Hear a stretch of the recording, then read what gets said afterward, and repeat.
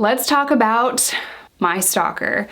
What's up, you guys? Welcome back. If you are new here, hi, my name is Jess. I'm a recovering addict who served time in prison, and I'll leave my entire crazy life story in the description box down below, especially my magazine crew videos, which is where I met my stalker. So yeah, I have some crazy story times. If you're not subscribed already, can you hit it? It's free, it doesn't cost you anything. Just hit that little subscribe button so that I have an excuse to go get another tattoo. If you want to follow me on any other social media platform, TikTok, Instagram, Patreon, that's $2. It's only ever gonna be $2. That is linked down below. I also have a vlog channel where you can see the behind the scenes stuff, like my engagement, if y'all missed that. Where have you been? All right, without further ado, let's go ahead and get started.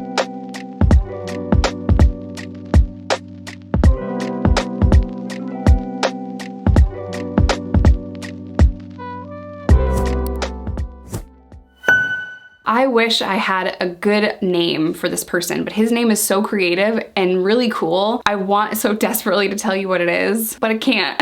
And that's really frustrating because the name is just so cool and you wouldn't even think it's a real name. Well, I mean, you'd think it's a real name, but like I could slide it through and you guys would think that it was made up. So I'm going to have to call him, oh, there's no name that fits this person. I'm gonna have to call this person Salvador. I don't know. I need y'all's help with names, so drop some names that I can use for my storytime videos in the comment section. I met Salvador when I was like 18 years old. I had just joined this magazine crew, and my ex, who I joined the magazine crew with, had spit in my face and broke up with me. So let's just start there, okay? Because I was not in a very good headspace at this time. So my ex, who I have talked about on this channel, he has been on this channel, his name is Randy. We got into a fight, and it was a very bad fight, and Randy spit in my face, and I was so mad and I just wanted to quit the magazine crew immediately. So I went back to my room after he spit in my face, washed my face, was crying, and decided to go to the manager's office to quit because I'm done. F this, I don't need this, like I'm done. My boss, who I love and respect to this day, great guy, he gave me some of the best advice I've ever received, and that is, do you wanna go home? And I'm like, yeah. And he's like, you wanna go home to your little town, broke, single, crying? That's a bad story. Why don't you stay, get promoted to TB and then QB. Those are ranks in magazine crew. So team bitch is the title, and then queen bitch is the next title, and then car handler, junior manager, pyramid scheme. Anyway, so I'm like, huh, he's like, success is the best revenge. So why go home broke, crying over your ex-boyfriend? Stay here and make some money and have a good time. And I was like, yeah, it's great. It's a great idea. But the idea was planted in my head. The success was the best revenge. Why go home broke, crying over this guy when you could stay here, live it up, make a bunch of money, get promoted? I was in fact promoted 2 weeks later as QB, or queen bitch. This is my QB or queen bitch tattoo, and these are my crew numbers 022. Salvador was a manager from Romania. So when I tell you he had the best voice ever, I mean that. I loved his accent, and he was really nice to me. And at that time, I just needed somebody that was nice to me because, oh my God, my ex just spit in my face and left me here with a bunch of freaking strangers, and now I'm just traveling the country with strangers. And so I started dating Salvador. I want to be very clear here. This is a very casual relationship to me. I did not think like, this is my boyfriend. That was not how I went into it as. I was very upfront and honest that I did not want to be in a relationship, that's not me. I just got out of a long relationship. I still love Randy. That's my Randy, but you know that you know, okay? So my idea here was be upfront about your feelings, be honest, and he'll understand that. This is casual. I'm not gonna sleep with anyone else. It'd be cool if you didn't sleep with anyone else. We can just, you know what I mean? But I also don't want to be in a relationship. This is 18-year-old me, and that made perfect sense to me at the time. Like, don't sleep with anyone, I don't sleep with anyone else, but I also don't want to do this relationship thing, you know? Like, I just want to get money and have a good time and not get caught up in like the magazine crew relationship thing.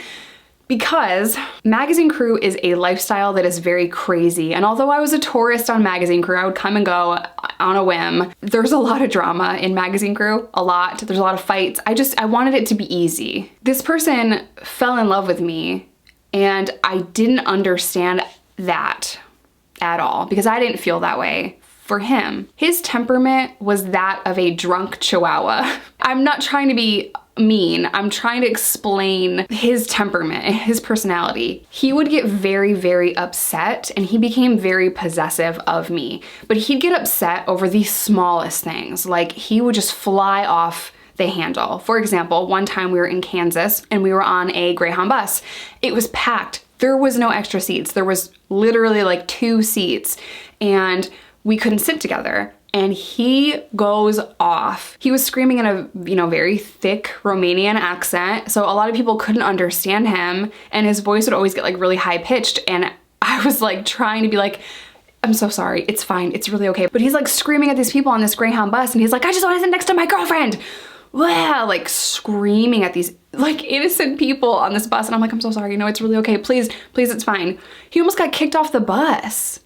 I'm just like, I'm so sorry. Like I'm trying to apologize to everyone, but that's just how he acted all the time. I didn't know how to break up with Salvador because I wanted to avoid that, like the chaos and the scene that he would make, and it was just really hard. It went on longer than it should have because I didn't have the balls to tell him like, dude, you're too much for me. Like I thought this was gonna be like chill and like easy, and this is just too much for me. Also, I was 18 years old. I did not have the conflict resolution maturity that I needed at the time, So my conflict resolution was to just leave. If things got hard, I ran, or if I wanted to dump a guy, I just, left and didn't call them anymore or see them anymore. Moving on. My maturity level was pretty low because I was 18. I'm now 31. I handle things differently. One night, I told him, I'm good on this. I don't feel the same way that you feel about me. I'm sorry. I don't want to do this anymore. And I went to hang out and smoke an L with my friends in this room. It was me and like 4 other people in this room smoking an L.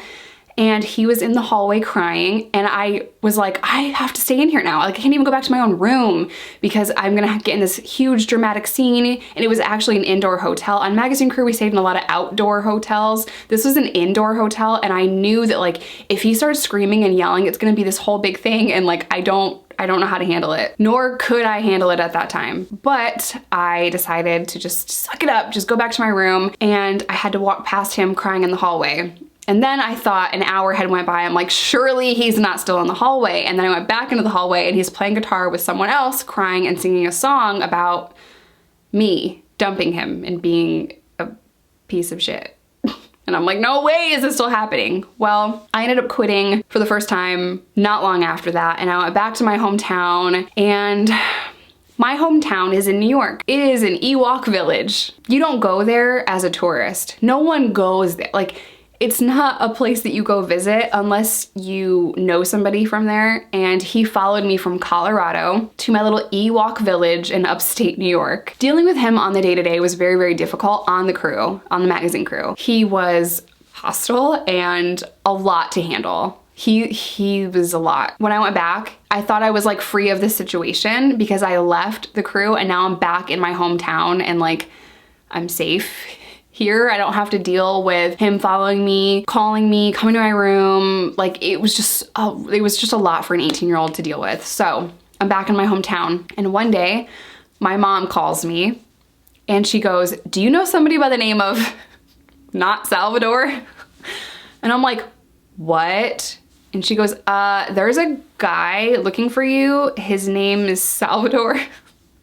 Do you know who that is? And I'm like, yes. And she goes, what do you want me to do? And I'm like, don't tell him where I live. I'm gonna have to send somebody over there to ask him to leave, And eventually my mom was able to get him to leave. He found out where my mom lived by going to that town and asking everyone about me. And someone gave him my mom's address. And that freaked her out because obviously, for obvious reasons, he showed up there a little upset, looking for me, wanting to find me. And she's like, I don't know who this person is. What is going on? He then, after leaving my mom's house, asked a bunch of people in my town where my apartment was, And I'm in like a full-blown panic at this point because why did you follow me here? Now I'm afraid. Like, this is scary. Well, in true Jess form at the time, I ignored the situation and left town because I didn't know what to do. I didn't know if he came there to try to get me back. I don't know if he came there to hurt me. It really freaked me out that he was like asking everyone in that town that would talk to him if they knew where I lived. And I left town for like 2 weeks and went on like a bender and partied with my friends for 2 weeks, and that was the last I heard of that.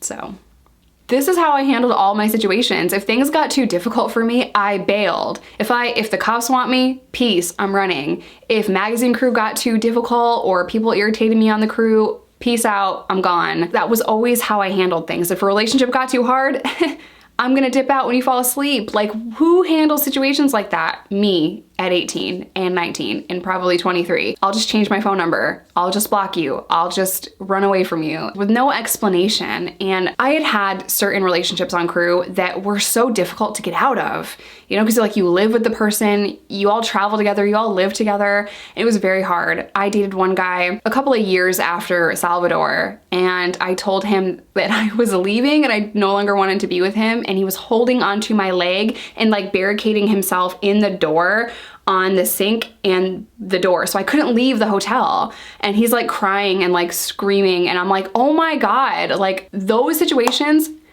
happened to me a lot, and it was terrifying. And that's why I try to avoid situations like that. I try to avoid the chaos of a breakup because what? Like, just let me leave, you know? And I didn't handle things the best way that I could have. I feel bad that he felt as though I treated him badly. And if I could talk to him today, I would absolutely apologize to how I acted.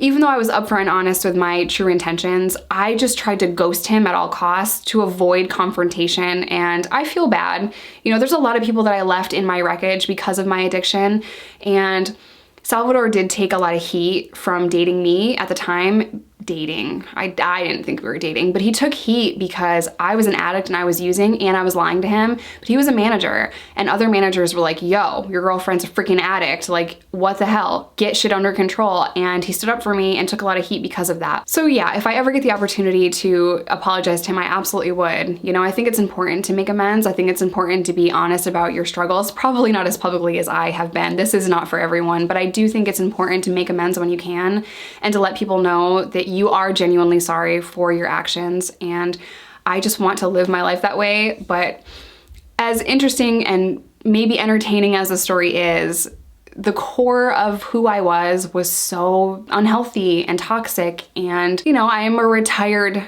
crazy person. The only thing that I can do moving forward is to vow to not hurt people the way that I used to. And for a long time, because I was in complete denial with my addiction, I thought, I'm not hurting anyone but me. I'm honest. Who cares if I'm an asshole? I'm honest about it. So how you feel's on you. Like, I was toxic and mean and violent and aggressive and addicted and just not in a good headspace. So moving forward, I have vowed to never treat people like that again. And if I could tell my younger self anything, it would be, your feelings are not the only feelings that matter, Jessica. But I genuinely believe that I was just hurting myself. And if you got hurt from something I did, that's on you. And that's such a horrible mindset to have. So I'm gonna end today's video here. Hopefully you enjoyed this story time. Maybe you took something from it. Hopefully. That's always the purpose of all the videos, is that maybe you can take something positive out of my crazy life and the things that I've learned along the way. As always, I love you guys. Stay safe, stay sober, whatever that looks like to you, because there is no wrong way to recover. Try not to be hurtful, crappy person like I was. And I will see you in my next one.